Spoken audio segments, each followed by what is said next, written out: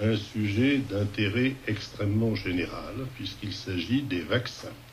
Et nous avons l'immense plaisir d'accueillir ce soir le professeur Michel Georget, qui est en particulier l'auteur d'un livre, plusieurs fois réédité. La dernière édition date de 2012, qui s'appelle « Vaccination, les vérités indésirables », édité aux éditions d'Angle. Nous aurons également l'occasion d'avoir un entretien par téléphone avec Sylvie Simon, qui a écrit toute une série d'ouvrages, mais dont l'un d'entre eux, que je citerai, son titre est évocateur, ce sont les 10 plus gros mensonges sur les vaccins, et également aux éditions d'Angle. Alors, bien entendu, ces titres de livres donnent un peu l'idée de ce que nous allons faire. Nous allons essentiellement prendre l'ensemble des problèmes posés par les vaccins et nous allons en parler très en détail de façon à ce que chacun sache ce dont il s'agit. Avant que nous rentrions dans le vif du sujet, je voudrais un petit peu voir la question des vaccins d'un point de vue global. Et j'aborderai simplement une question sur les coûts des vaccins.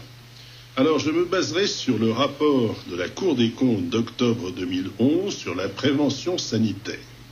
Ce rapport est un épais document et il mentionne pour la consommation de vaccins en 2008, selon l'AFSAPS, c'est-à-dire l'Agence française de sécurité sanitaire, et peu importe, c'est l'organisme spécialisé.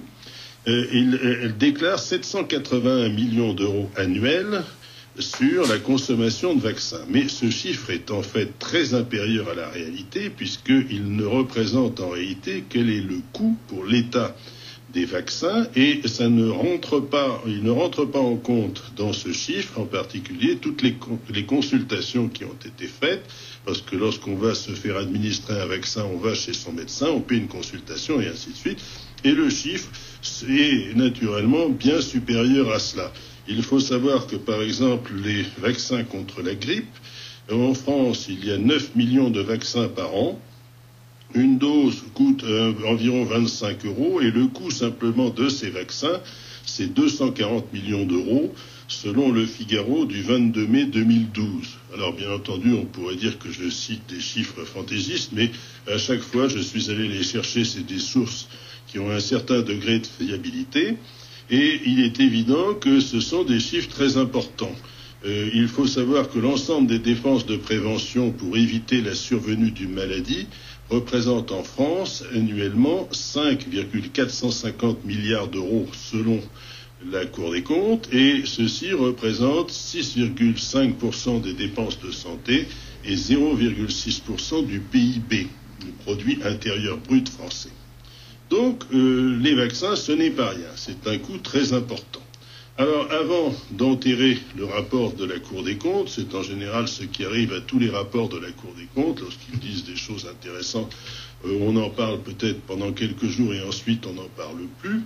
Je vais donner quelques extraits de ce rapport. Il déplore, en particulier de la part des services publics, un défaut de cohérence et d'outils de suivi. Page 43. Il décrit les comptes de la nation sur la prévention sanitaire comme un agrégat aux contours protéiformes qui ne mesure pas avec précision les dépenses de prévention et ne permet en aucun cas de suivre leur évolution globale. Page 28. C'est une critique assez sévère. Je ne me serais pas permis de la faire en ces termes moi-même, mais la Cour des comptes en a le droit. Ensuite, une dépense mal connue, page 20. Nous venons de commenter sur ce point. Une absence de priorisation et d'indicateurs de suivi, page 40. Une absence en France d'évaluation médico-économique en matière de santé publique, et j'en passe. Alors ceci, en fait, si vous voulez, c'est illustré par un exemple qui est cité, page 49, sur la mise en œuvre depuis 2001 des tests de dépistage de l'hépatite C. Le coût de ce dépistage pour la prévention en 6 ans a coûté 220 millions d'euros. Je dis bien 220 millions d'euros. Et c'est écrit dans ce même rapport de la Cour des comptes, qui est librement téléchargeable sur le site du gouvernement, Quel est le résultat de ces 220 millions d'euros pour le dépistage de l'hépatite C? En 6 ans, on a trouvé 6 cas de VIH, c'est-à-dire de sida, et 8 cas d'hépatite C. En fait, les 8 cas comprennent les 6 cas de sida.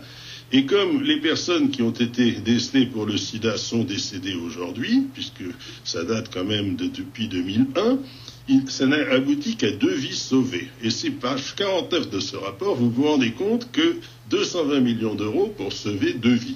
Bon, une vie n'a pas de prix, mais il faut quand même se poser la question si on n'aurait pas mieux fait d'investir les choses de façon plus utile. Je continue et je vais m'arrêter assez rapidement. Ce même rapport déplore, page 123, les risques majeurs de conflit d'intérêts et les avis contradictoires des experts lorsqu'on leur pose des questions sur ces méthodes de prévention.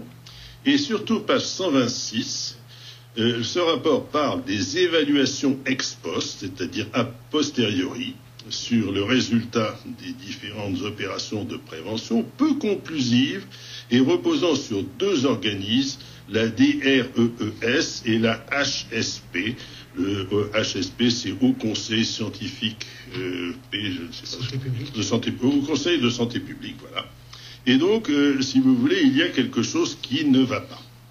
Alors, ces vaccins, qui coûtent extrêmement cher, eh bien, question est de savoir s'ils sont réellement utiles, s'ils sont réellement efficaces, s'ils servent à quelque chose, et il faut se poser véritablement cette question sans aucun préjugé. Alors, un autre renseignement qu'il faut regarder, c'est quels sont les vaccins obligatoires en Europe.